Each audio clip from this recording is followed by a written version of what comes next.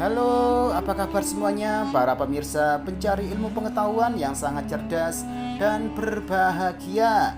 Selamat datang dan selamat mencari ilmu pengetahuan di YouTube channel Kunci Sejarah.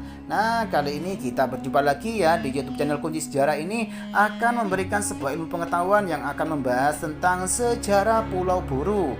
Namun sebelum saya membahasnya, alangkah baiknya buat kalian semuanya yang masih belum mendukung YouTube channel Kunci Sejarah ini, segera dukung ya, hanya dengan cara tekan tombol like dan subscribe seperti berikut ini, agar kalian tidak tertinggal informasi mengenai ilmu pengetahuan selanjutnya. Baik, terima kasih atas dukungannya. Langsung saja ke pokok pembahasannya ya. Sejarah Pulau Buru. Pulau Buru merupakan salah satu pulau yang dulu menjadi tempat pembuangan bagi para tahanan politik yang dianggap serta divonis terlibat G30 SPKI. Pulau Buru dianggap sebagai gulag pada masa Orde Baru. Menurut buku Karmel Budiarjo dengan judul Bertahan di Gulag Indonesia, gulag digunakan untuk merujuk pada tempat pembuangan para tahanan politik dan sebagai mekanisme untuk menindas oposisi terhadap rezim Orde Baru. Pulau Buru merupakan kamp konsentrasi saat menangani pemberontakan PKI pada 1926 sampai dengan 1927 oleh pemerintah Hindia Belanda.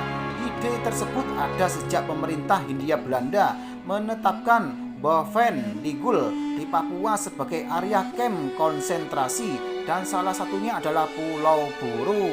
Di Pulau Buru inilah menjadi tempat bersejarah bagi Pramudia Anantatur yang diasingkan bersama yang lainnya yang dianggap sebagai bagian dari sikap oposisi terhadap pemerintah Orde Baru.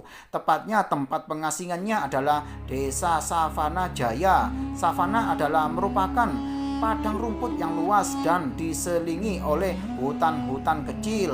Namun kini tidak tersisa bangunan dan permukiman yang menunjukkan lokasi pembuangan tahanan politik, kecuali monumen penanda sebagai bukti sejarah tentang masa lalu. Kini masyarakat sudah hidup dengan baik dan membaur satu sama lain. Pulau Buru merupakan salah satu pulau yang masuk dalam wilayah Provinsi Maluku. Pulau yang terletak di sebelah barat dari Pulau Seram dan Pulau Ambon. Pada pulau ini terdapat beberapa tinggalan budaya yang saat ini masih dapat dijumpai, mulai dari masa prasejarah hingga pasca kemerdekaan.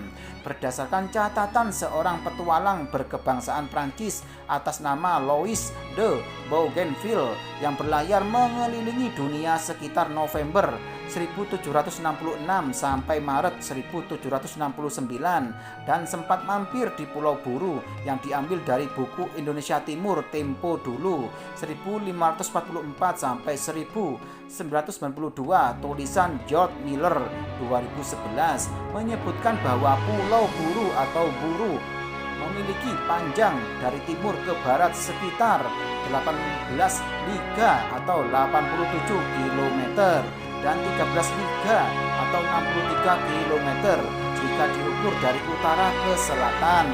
Daerah ini dulunya merupakan bagian dari kekuasaan Raja Ternate yang mendapatkan upeti dari daerah ini atau Pulau Buru.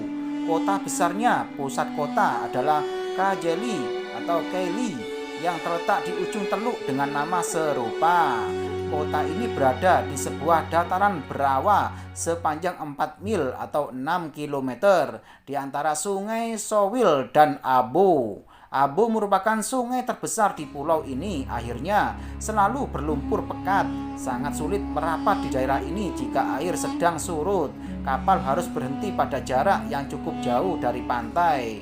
Koloni Belanda dan 14 perkampungan pribumi yang semula terletak menyebar di beberapa tempat di pulau ini sekarang berkumpul menjadi satu di sekitar pabrik penyulingan dan membentuk desa atau kota kecil bernama Kajeli. Awalnya Belanda memiliki sebuah benteng batu di daerah ini, namun benteng ini hancur akibat peristiwa ledakan pada tahun 1689.